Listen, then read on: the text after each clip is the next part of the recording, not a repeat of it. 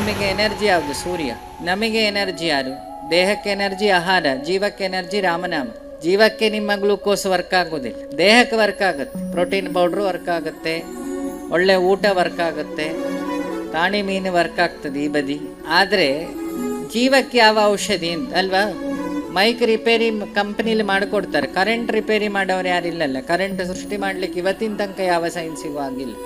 Energy not created not be destroyed, it can be transferred. ಅದನ್ನೇ ಈಗ ಮಾಡಿದ್ದು ಬ್ರಹ್ಮಕಲಶ.